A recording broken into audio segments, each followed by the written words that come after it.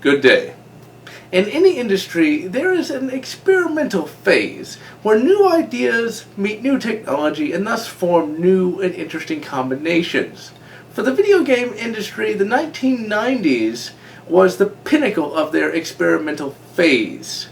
You see, new technology meant new and forward-thinking ideas, and thus new and as of yet unrivaled games were created. And one such unrivaled game is Descent, which is the one we're going to be taking a look at today. Descent was developed by Parallax Software in 1994 and released by the once legendary software publisher Interplay. The game itself is on the surface a first-person shooter identical to Doom. You go around killing various enemies and collecting keys and then finding an exit. Simple, right? A clone, if you will. Well, despite these few similarities, the games are in fact completely bloody different. Essentially, Descent was unique both then and now, mainly because it allowed you to move on 6 axes. This essentially means you're playing one of the very first 3D FPSs, meaning you can actually move in 3D space as opposed to being locked down onto a 2D plane. This of course means that you can look up and down and move up and down as well, because you're not fighting in any sort of gravity well, rather you're fighting through mining tunnels that are actually in zero gravity. And this makes playing Descent a very unique experience, and it really set it apart from other FPSs of the era and even first-person shooters today. The game was actually more akin to a flight sim than an FPS at all. Back in the day, the best way to play this game was with a flight joystick, but for the sake of this review, I'm just going to be using the standard WSAND/mouse controls, which actually work well enough. Essentially, in this game, you play as a small starfighter sent through mining tunnels to hunt down virus-infected robots. It would appear that old Bob had been going to some not-safe-for-work websites and thus got the entire mainframe infected with a Trojan spam bot virus from the future,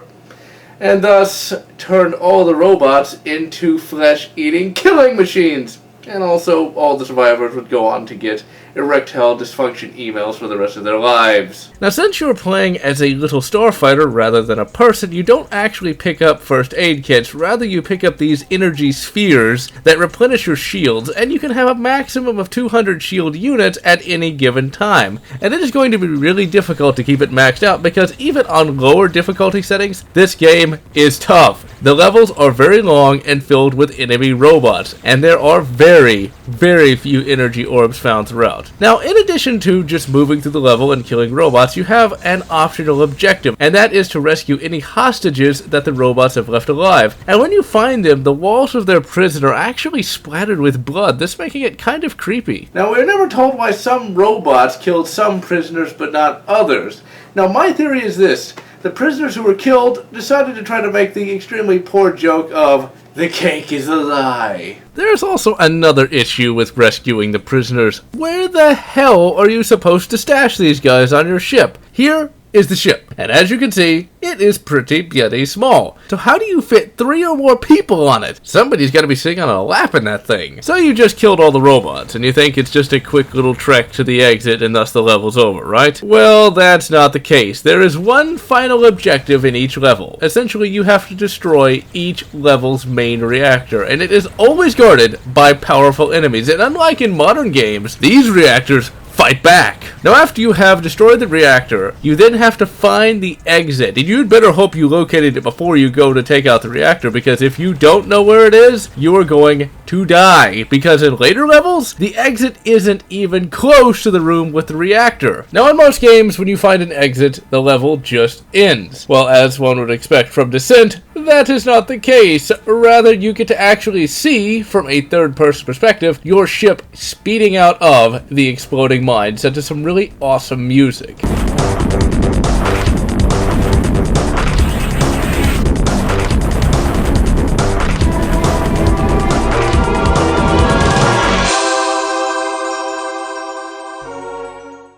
Now, in addition to having unique gameplay mechanics, Descent also had graphics that were really quite ahead of their time. As stated before, this was one of the earliest 3D first-person shooters out there, but it is not pure 3D. You, the player, move in 3D space, and your ship and enemies are also 3D models. But the doors, the pickups, and hostages are actually 2D sprites. Now, for 1994, the 3D models look really good. Now, to be certain, if they had gone with human enemies, they would have looked like crap. But with robots, you have the luxury of making the models fairly simple and angular. One thing that also set this game apart from others at the time was the fact that parts of the environment were destructible. You could shoot monitors and things of that nature. Although I still don't get why the prison door in this game explodes. What was it, made out of magnesium or something? Another major element that really set this game apart from others was the fact that the level design was absolutely exquisite. The levels are very long and very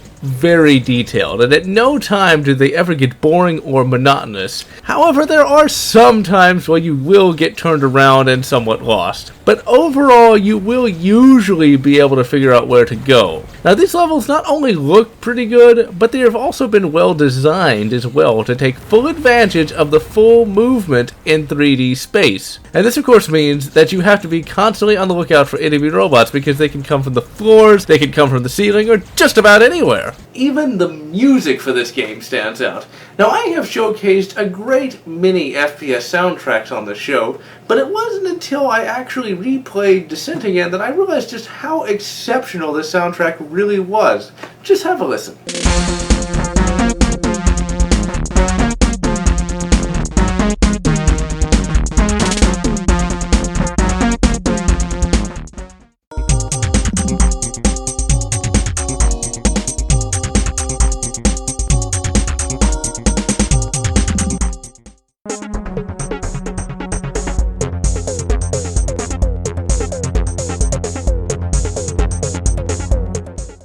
Absolutely exceptional. Now, the quality of the music for Descent actually varied a bit. If you had a lower-end sound card, it sounded nothing like this. So essentially, this is Descent's music at its very best. Now, before we get to the weapons and enemies, I want to first take a look at the user interface and some of the odder gameplay mechanics for Descent. The user interface is a little weird. When you hit escape, you only get a choice to abort the game. So how do you save or load? Or is there even a save system at all? Because it's clear that this game uses the outdated, even for 1994, lives system. Well, thankfully, you can save and load and even access the options while in game. First, you need to hit F1, which opens up a menu telling you all the keys. And then, if you want the options, all you have to do is hit F2. Sounds simple enough, right? But in order to save the game, a very necessary thing to do, you have to hit Alt F2. Really, I get that this is a PC game, but that's taking it a bit too far. Now also, as a matter of clarification, I am using the source port known as Descent Rebirth to play this game, which, like Skulltag and Dark XL and all the rest, allows you to play this game on a modern PC with a high screen resolution, and I highly recommend downloading it before playing Descent. The first enemy in the game is this orange robot that shoots out spherical projectiles just like the imp from Doom. They're easy to destroy and drop energy power-ups. You then have these blue robots that are slightly more difficult but drop shield energy power-ups upon being destroyed. Now, most of the enemies are cut and dry. You have the melee bot that tries to rip you apart, a green Hulkinator bot that tries to shoot you with green lasers, and you get an Invisibot that is actually pretty dangerous because the developers are actually able to make it invisible rather than just being marginally harder to see. The weapons for Descent are actually pretty decent, but you will find yourself not really using them because, like with the plasma cutter in Dead Space, your starting weapon is pretty much the best weapon in the entire game. Your laser blaster does good damage and uses little energy and can be leveled up 5 times and then turned into a quad shot, which will absolutely decimate anything and everything. Now, you do get a number of other primary weapons, but they are nowhere near as useful as the laser cannon. You can also get missiles as well, but they will only be used sparingly sparingly because they are really quite slow, and in all reality, you will only ever need to use them on big, slow-moving enemies and reactors. And now the final exemplary element we're going to take a look at is the story. In 1994, first-person shooters didn't have stories. You just shot things. Well, with Descent, like with everything else, you get more. The story for Descent is told only through text, but what there is actually really compelling. Now, the game relies primarily on lore and world building rather than characterization. But despite this fact, some characterization is actually present. In the first cutscene, we are introduced to the world and our mission, and the main character. Essentially, you play as the Material Defender, a mercenary that must go in and destroy the reactors of various mines owned by the Post-Terran Minerals Corporation. The best thing about this scene is the fact that while this corporate stiff is talking, your character is just sitting there snarking on him the entire time, and it is absolutely hilarious. Now, this scene does set up a pretty good mystery as well, because throughout the game you're trying to figure out what caused the machines to actually go rogue. Was it a bad virus caused by internet porn? Was it an alien? Who knows? And so that is Descent, a game that is pretty much exceptional in every conceivable way.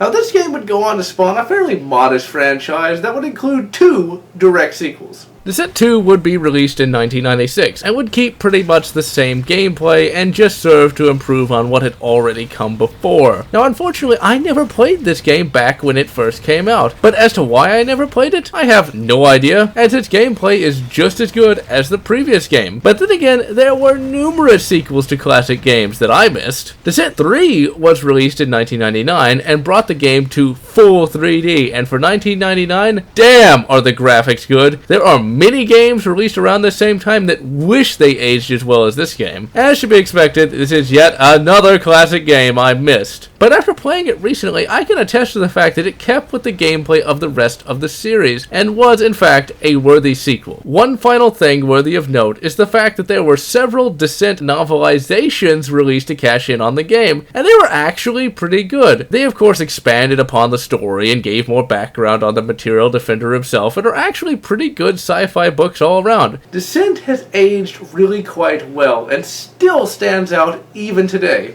and I definitely recommend that you go check it out. And so this is General Lotz wishing you good Torchlight, good Legend of Grimrock, or whatever makes you happy.